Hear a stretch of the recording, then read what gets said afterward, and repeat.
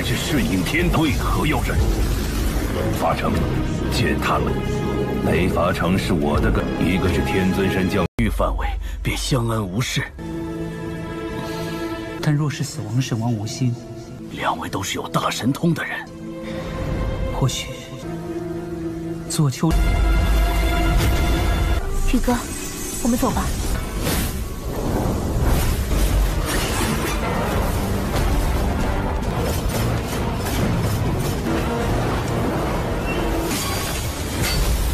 就试试看。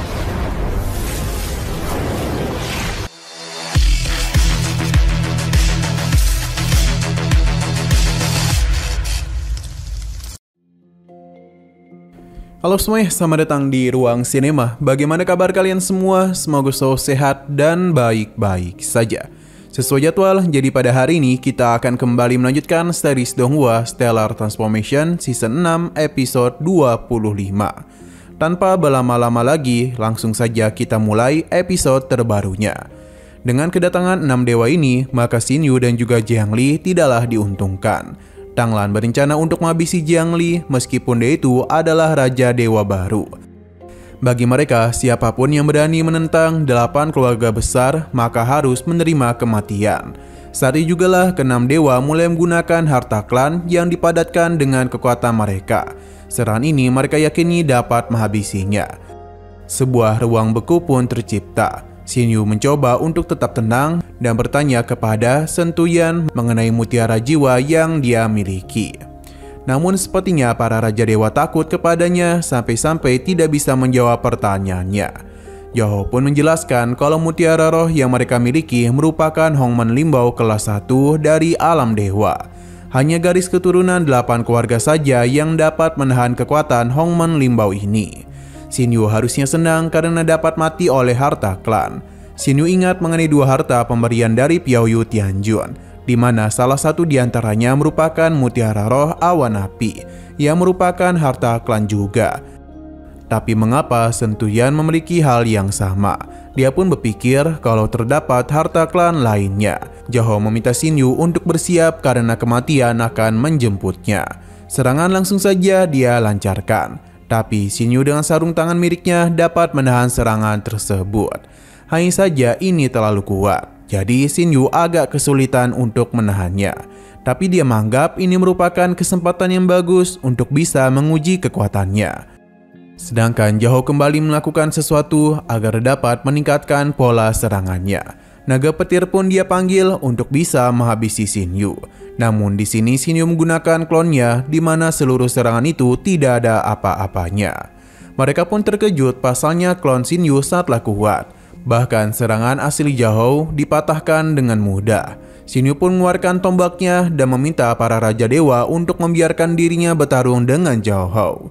Tapi para Raja Dewa tidaklah ingin. Klon Xin Yu pun akan berhadapan dengan Zhao dan juga Tang Lan. Sedangkan para Raja Dewa lainnya akan bertarung dengan tubuh asli Xin Yu. Dalam pertarungan ini terlihat kalau tombak Xin Yu terlalu kuat.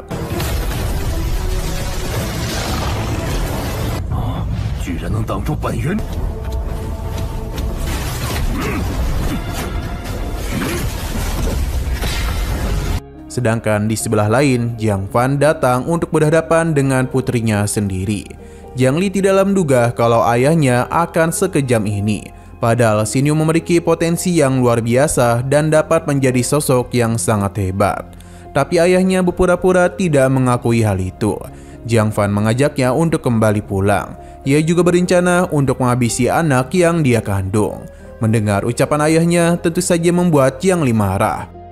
Karena ini adalah anak ia dengan Xin Yu dan bukanlah kejahatan.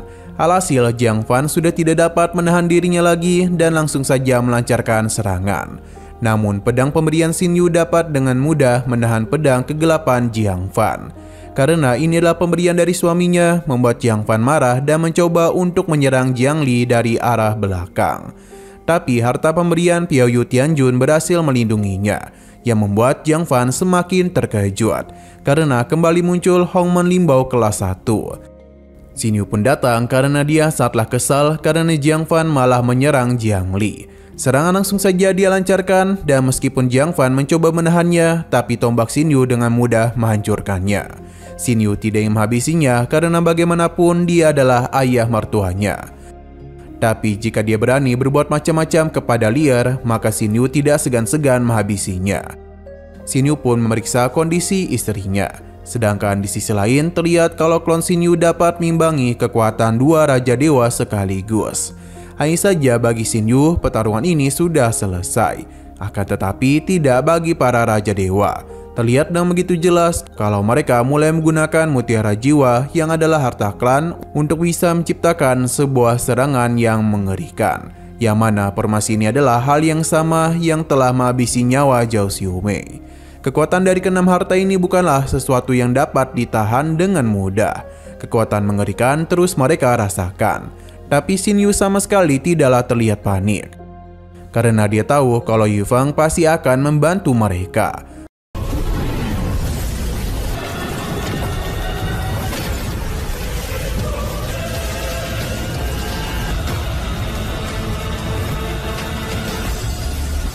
Benar saja, Yu Feng segera menghentikan serangan tersebut dan meminta Xin Yu dan Jiang Li untuk pergi dari tempat ini. Selain itu, hukum ruang beku di sini harus mereka atasi. Yu Feng tidak dapat menahan serangan ini terlalu lama. Benar saja, pertahanan yang dia bangun pun dihancurkan dengan sangat mudah, yang membuat dirinya harus mengalami luka dalam. Yu Feng sudah menjelaskan kepada Xin Yu kalau kekuatan dari 8 dewa bukanlah sesuatu yang dapat dia anggap remeh. Bahkan kakaknya harus mati. Jadi dia ini tidaklah ingin Jiang Li mengalami hal yang sama. Xin Yu mengakui serangan gabungan tadi memang kuat. Ia mungkin tidaklah dapat menahannya. Di sini Zhao pun kembali melakukan penyerangan di mana Xin Yu langsung saja melakukan sesuatu. Yang mana ruang beku yang mereka ciptakan telah dengan mudah dia hancurkan. Xin Yu pun segera membawa Jiang Li dan Yu Feng pergi. Para Raja Dewa harus mengakui kalau Xin Yu memiliki kekuatan yang hebat.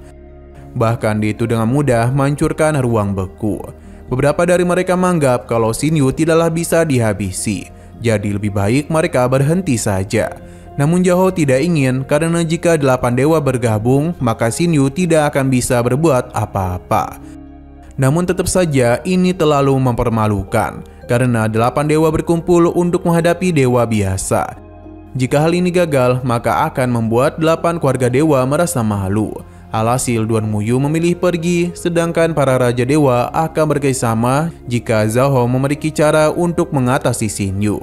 Kini hanya tinggal Zhao dan Jiang Fan saja, yang mana Zhao menanyakan pendapatnya. Terlihat kalau Jiang Fan memikirkan perkataan Lier mengenai betapa besarnya potensi Xin Yu. Alhasil dia pun mulai ragu. Andai saja kala itu dia memilih Xin Yu sebagai menantunya, maka Jiang Lan dan Lier tidak akan pergi meninggalkannya. Selain itu, Xin Yu juga memiliki begitu banyak Hongmen Limbao kelas 1. Jikapun dirinya menjadi seorang dewa surgawi, tapi hal itu masihlah belum menjamin apapun.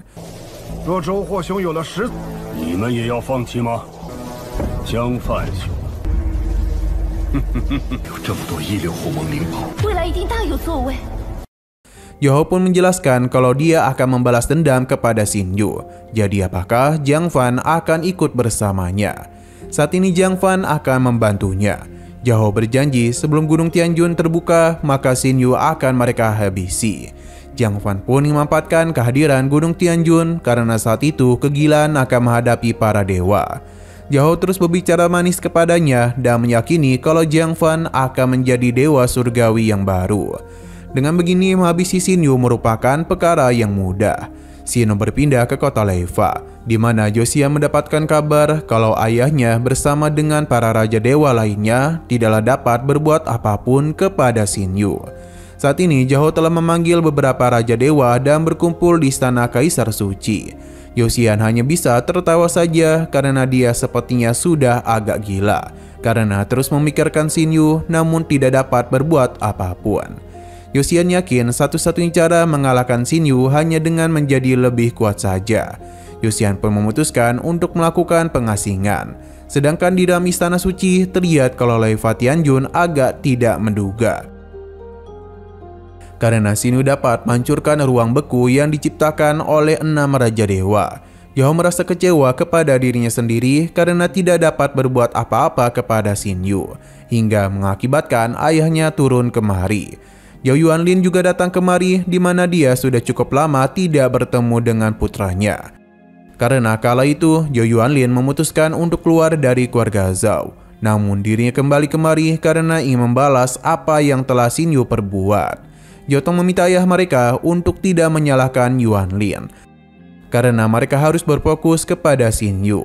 Dia memiliki kemampuan yang sangatlah aneh. Lei Tianjun tahu kalau Xin Yu telah dapat menaiki istana Sanhai, jadi kemampuannya memang tidaklah dapat diremehkan. Tapi bagi Piaui Tianjun, keberadaan Xin Yu tidaklah boleh dia ganggu, yang membuat Zhao Hao kesal karena bagaimanapun dia sudah mempermalukan kota Leifa. Lei Tianjun tentu tidak akan berdiam diri saja, karena Xin Yu telah mempermalukan keluarganya. Jadi meskipun Piaui Tianjun melarangnya, dia ini akan menentang hal tersebut. Baginya, kota Leifa bukan hanya sekedar kota saja, melainkan sesuatu yang sangatlah berarti bagi hidupnya. Jika ada yang menghina kota Leifa, maka sama saja dengan memberikan penghinaan kepadanya. Lei Tianjun pun meminta mereka menunggu, yakni sebelum Gunung Tianjun turun, dan setelah lahirnya Tianjun baru. Dengan begitulah dirinya dapat bertindak. Zhao paham dan dia akan melakukan hal itu sebelum Gunung Tianjun turun. Dalam rentan waktu ini, mereka tidak akan mengganggu ayah mereka lagi. Lei Tianjun pun pergi dari tempat itu, yang mana Zhao bersaudara mulai meyakini kalau kali ini Xin Yu pasti akan mati, karena bagaimanapun Dewa Surgawi akan turun tangan.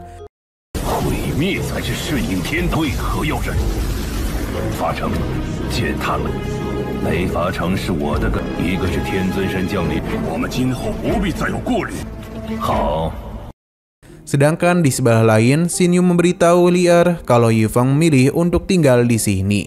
Yifeng berbicara dengan Jianglan, yang mana dia sungguh tidak menduga kalau Xin Yu memiliki kemampuan untuk menciptakan alam semesta baru. Jianglan meminta Yifeng untuk tetap di sini karena perlahan-lahan dia akan tahu betapa hebatnya kekuatan yang Xin Yu miliki.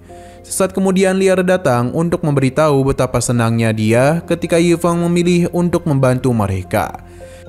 Yifeng sudah menganggap Jiangli sebagai keturunan dari Zhao Xume, jadi sudah sewajarnya dia membantu mereka. Di sini, Xin Yu mengeluarkan sebuah Hongmen Limbao kelas 1 yang merupakan harta yang dirinya ciptakan sendiri. Dia ingin memberikannya kepada Yifeng. Sebenarnya Yifeng menghargai pemberian Xin Yu, namun sebagai Raja Dewa, ia bisa menganggap harta ini terlalu berlebihan baginya. Dia menyarankan Xin Yu untuk menyimpan hal itu dan lebih baik dia mencari dewa yang bersembunyi lainnya, yang merupakan saudara perempuan dari Zhao Xume. Mereka memiliki kekuatan kehidupan dan jiwa. Zhao Xume merupakan dewa kehidupan yang fokus pada penyembuhan, sedangkan Zhao Xiuling merupakan dewa yang mempelajari cara untuk menghabisi seseorang dengan mudah. Dia juga dikenal sebagai dewa kematian. Xin Yu paham kalau Yifeng memintanya menggunakan Hongmen Limbao ini demi mengundang Zhao Xiuling kemari. Sebenarnya mereka masihlah belum tahu mengenai keberadaan Zhao Xiuling, karena Zhao Xume hanya pernah sekali membicarakan saudaranya. Mereka pun agak ragu akan hal itu. Untung saja Jiangli ingat kalau ada sepasang daratan es yang mengapung di lautan, di mana di sanalah wilayah Bukit Zhao. Xin Yu pun mulai melakukan pencarian dan akhirnya menemukan sebuah istana tersembunyi. Jadi dia pun mengajak Li'er untuk pergi ke sana.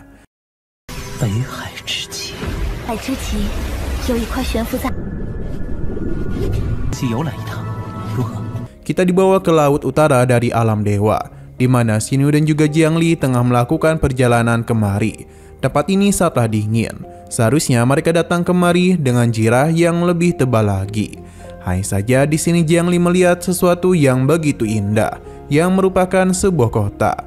Karena Jiangli ingin tinggal di sini, tentu sebagai suami yang baik, Xin Yu berjanji akan membangun istana di sana. Perjalanan pun terus mereka lakukan, di mana tempat ini dipenuhi oleh salju saja. Sebenarnya di bukit sebelah kiri terdapat tempat yang mereka cari, namun mengapa Xin Yu tidak membawanya ke sana?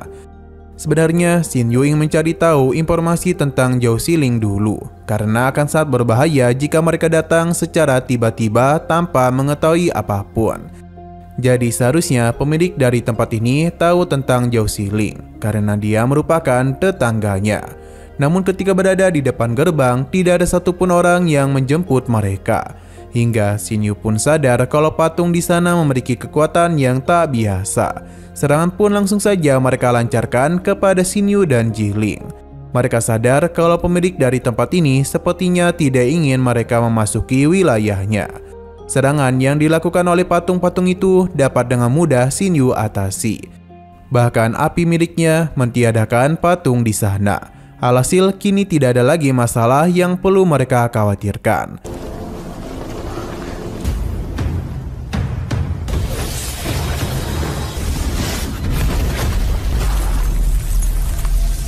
Sedangkan di sisi lain ada seorang pria bernama Bai Yiju yang tengah menikmati minumnya. Hingga Xin Yu pun menyapanya dan melihat kedatangannya tentu saja Bai segera memberikan hormat. Xin Yu yakin dia adalah pemilik dari tempat ini. Namun mengapa Bai berusaha untuk mencegah mereka masuk? Bai sadar kalau mereka memiliki kekuatan yang besar, namun bukanlah berasal dari keluarga Zhao. Bai juga meminta maaf karena dia tidak ada niatan untuk menghalangi jalan mereka. Dia pun mempersilahkan Xin Yu dan Li Er untuk minum bersamanya. Terlihat dengan begitu jelas kalau Bai Yu ini begitu tegang. Ia juga tahu kalau mereka sepertinya adalah suami istri. Xin Yu memintanya untuk tidak terlalu tegang, karena tujuannya kemari hanya ingin menanyakan beberapa hal saja. Bai akan terus menjawab sebisanya. Terlebih lagi dia ini sudah ada di sini dalam waktu yang cukup lama. Tanpa berlama-lama mereka pun langsung bertanya tentang Zhao Xiling, sosok yang telah tinggal di bawah laut dari tempat ini. Karena Bai tidak mengenalinya, jadi Li Er pun memperlihatkan wajahnya, yang mana hal itu seketika saja membuat Bai ketakutan. Xin Yu pun sadar kalau dia pasti mengenali Dewa Kematian, jadi dia yang bertanya beberapa hal kepadanya mengenai Zhao Xiling. Xin Yu menjamin dia tidak akan mengetahui apa yang Bai ceritakan kepada mereka. Hanya saja Bai tidaklah mengkhawatirkan dirinya, melainkan kepada mereka. Ia menjelaskan kalau Dewa Kematian memiliki sebuah istana es di bawah tempatnya. Istana itu dipenuhi oleh aura gelap, bahkan bisa dirasakan dalam jarak yang begitu jauh. Kala itu, dirinya yang tengah diburu oleh keluarga Zhao tidak sengaja jatuh ke tempat itu. Dan secara mengejutkan, Dewa Kematian membantu dirinya dengan menghabisi 2 utusan keluarga Zhao. Dewa Kematian sangat marah, bahkan dengan mudah mengambil jiwa kedua pria tersebut. Untung saja nyawa Bai masihlah diampuni. Selama dia itu tidak melangkahkan kaki di tempatnya, maka dia ini akan baik-baik saja. Namun begitu masuk kemari, maka kematianlah yang akan dia dapatkan. Rumor mengenai Zhao Xiling mempelajari tentang jiwa ternyata adalah benar. Tidaklah heran mengapa dia dapat melenyapkan jiwa dengan mudah. Bagi Xin Yu dan Jiling, kekuatan Zhao Sume merupakan hal yang sangatlah menakutkan. Jiling pun terlihat begitu takut, sedangkan Xin Yu menenangkan istrinya. Dia merasa pasti terdapat konflik antara dewa kehidupan dan dewa kematian. Tapi meskipun begitu, mereka tetaplah bersaudara. 域范围便相安无事。但若是死亡神王无心， 2位都是有大神通的人， 或许做丘陵系 Bai meminta mereka untuk tidak pergi ke sana. Karena meskipun kekuatan Xin Yu dan Li Er sangat kuat, tapi Dewa Kematian memiliki sikap yang begitu mengerikan. Bahkan kala itu terdapat begitu banyak orang yang ingin masuk kemari, namun bisa dan mudah dia habisi. Li Er penasaran mengapa Bai ini tidak kembali ke alam dewa.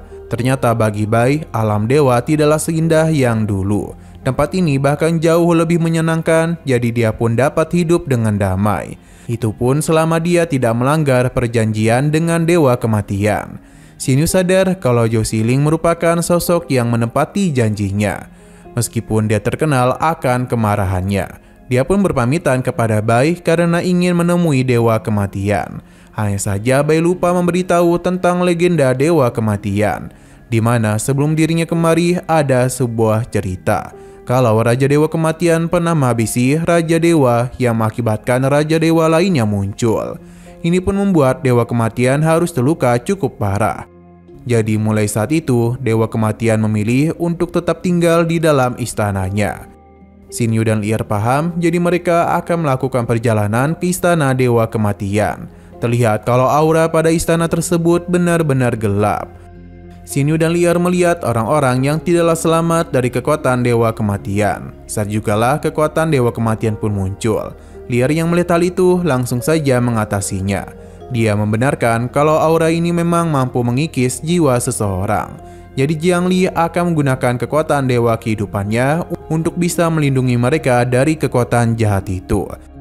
Alhasil seberapa keras pun aura ini berusaha, mereka tidaklah mampu menembus pertahanan Jiangli. Hingga aura jahat ini pun bergabung untuk membentuk sebuah kekuatan yang besar. Untung saja Xinyu masih dapat mengatasi hal itu dengan sangat mudah. Kini tidak ada lagi masalah yang perlu mereka khawatirkan. Xinyu mulai melakukan pencarian dan akhirnya menemukan keberadaan dari Dewa Kematian yang memang berada di dalam istana. Mereka berdua pun berteleportasi. 宇哥，我们走吧。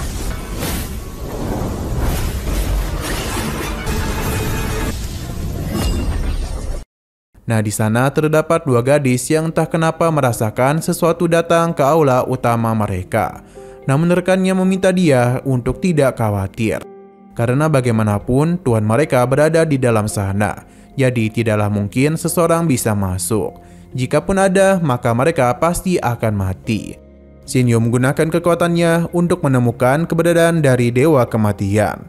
Xinyu juga mencoba untuk memperkenalkan dirinya. Namun hanya dengan suaranya saja, Dewa Kematian mampu membuat pikiran Xinyu terganggu. Dewa Kematian kesal karena ada yang berani mengganggu dirinya. Ternyata barusan adalah teknik suara jiwa. Tidaklah heran mengapa Xinyu merasakan sakit di kepalanya. Alhasil, Xinyu pun segera memulihkan dirinya dengan bantuan Lier. Dewa Kematian pun merasakan kekuatan dari Dewa Kehidupan. Xinyu menjelaskan kalau tujuan mereka kemari bukanlah berniat jahat. Tapi Zhao Xiling tidaklah peduli dan langsung saja melakukan penyerangan kepadanya. Dengan kekuatan yang Xinyu miliki, manik-manik jiwa ini dengan mudah dia atasi. Bahkan manik-manik jiwa dibuat tidak berdaya. Tapi Zhao Xiling belumlah berhenti dan kembali melakukan serangan dengan roh pemanggilnya. Ini sangat berbahaya, bahkan Raja Dewa Umum sekalipun akan kesulitan untuk mengatasinya. Xinyu paham, jadi dia meminta Lier untuk berhati-hati. Roh pemanggil ini terlalu sulit untuk dilawan karena pergerakannya tidaklah bisa ditebak dengan mudah. Sedangkan Lier sendiri dah mudah menghindari semua serangan tersebut. Namun dia lengah yang mengakibatkan dia pun harus terkurung. Xinyu pun segera bertindak karena tidak akan membiarkan Lier dalam bahaya. Dia meminta Xiling untuk berhenti sebelum dia bertarung dengan serius. Hanya saja itu merupakan kesalahan besar karena Xiling malah menantang Xinyu. Alhasil pertarungan langsung saja terjadi di antara mereka. Xinyu yang memang sudah serius dengan mudah menghadapi roh pemanggil miliknya. Yang mengakibatkan hal itu pun kembali masuk ke dalam gua tersembunyi.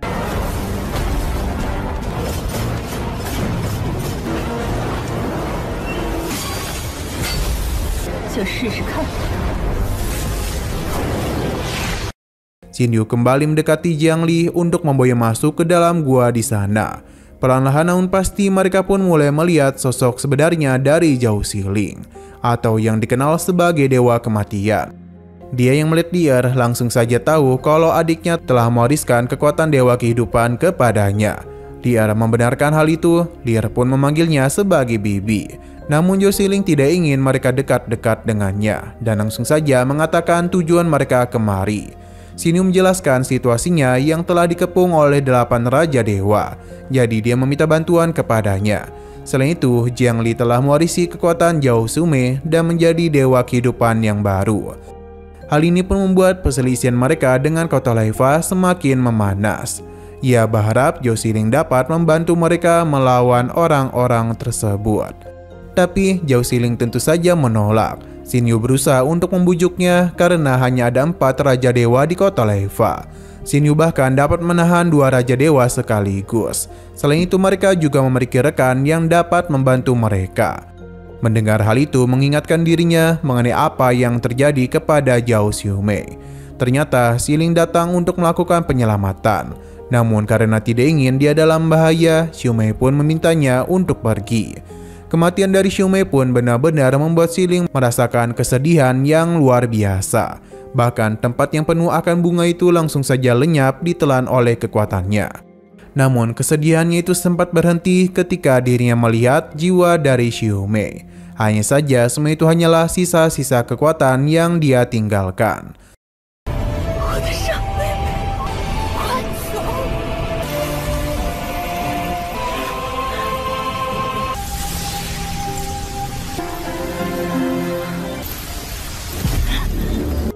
Sebenarnya dendam kematian Xiumei masihlah dia simpan. Namun Xiling tidak ingin terlibat dalam pertarungan para Raja Dewa. Alhasil dia akan memikirkan penawaran yang mereka ajukan. Di sini Xinyu menanyakan apakah yang dia inginkan.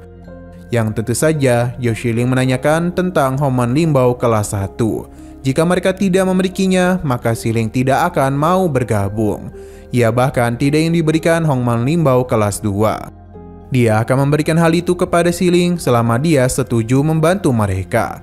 Sebelumnya, Xinyu telah merusak hartanya, jadi dia itu ingin sesuatu yang setara dengan hal tersebut. Sebenarnya, Xinyu memiliki begitu banyak harta yang dia inginkan. Tapi tetap saja Xinyu harus meminta izin kepada Lier. Di mana Lier yakin Xinyu masihlah belum terlalu percaya kepada Xiling. Namun tak kenapa Lier merasa kalau alasan Xiling menghabisi banyak orang karena memiliki dendam yang besar pada 8 Raja Dewa. Setelah Xinyu pikir-pikirkan lagi, dia pun mengeluarkan tongkat Wan Liang yang merupakan Hongman Limbao kelas 1. Xinyu bersedia untuk memberikannya kepadanya. Xiling langsung saja mencoba senjata barunya itu, yang mana hal ini benar-benar membuatnya senang. Dia pun memberikan pujian kepada Xinyu karena telah membuat pilihan yang tepat. Namun dia sudah tidak memiliki kesempatan untuk kembali mengambil harta ini. Xinyu tidaklah memiliki niatan untuk mengambilnya, karena dia memang berniat untuk memberikannya kepada Xiling. Xinyu pun mengajaknya untuk pergi bersama mereka. Tapi Xiling meminta untuk memberikannya waktu karena ada suatu hal yang harus dia lakukan dahulu. 你自己选的，是给了前辈，那定然没有要回来。我还有一个任务。 Nah, sayang sekali lagi seru-serunya, episodenya pun harus bersambung dulu. Oke, sekian dulu pada video kali ini. Untuk video selanjutnya akan segera hadir. Jadi bagi kalian yang ingin mengikuti series ini, langsung saja klik subscribe dan aktifkan loncengnya. Terima kasih yang sudah menonton video sampai habis. Jika kalian suka pada video ini, klik like dan share ke teman-teman kalian tentang channel ini. Dan ditunggu aja kelanjutannya. Oke, sampai jumpa di video selanjutnya.